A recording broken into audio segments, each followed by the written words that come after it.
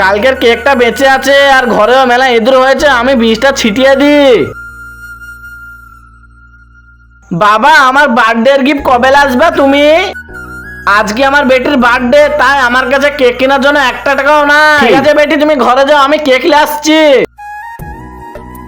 আরে কালকেকার কেকটা বেঁচে আছে, এরকম নিয়ে এলো, আমি বাইরে যেয়ে ফেলে দিই। বেটা, তোমার বার্থডে হয়ে গেছে, তাও এই কেকটা ঘরে কেন, এই কেকটাকে ফেলে দাও। আরে বেটা দাঁড়াও, এই কেকটা কতি লিজেছো? আরে আঙ্কেল, আমার কালকে বার্থডে ছিল, কেক অনেক মেলা ছিল, তাই আমি ফেলে দেবো।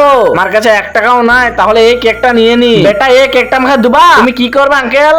আজকে আমার বেটির বার্থডে, কেক কেনার জন্য 1 টাকাও নাই। ঠিক আছে, এই নাও কেক, আর আমার তরফ সে এই নাও গিফট। এই অসহায় বাবাটার জন্য কেইবার লাইক সাবস্ক্রাইব করবে? আমি জানি দুষ্টু বাচ্চারা লাইক সাবস্ক্রাইব করবে না, ভালো বাচ্চারা লাইক সাবস্ক্রাইব করে দেবে। আরে ভাই সাহেব, আস্তে খেলো যেন কেকে না লাগে। পাপা, আমার জন্য কেক আর কুরকুরে নিয়ে এসেছো? হ্যাঁ বেটি, দাঁড়া তো, আমি তোকে কেক কেটে খাওয়াবো। Happy birthday to you. লে বেটা, কেক খা।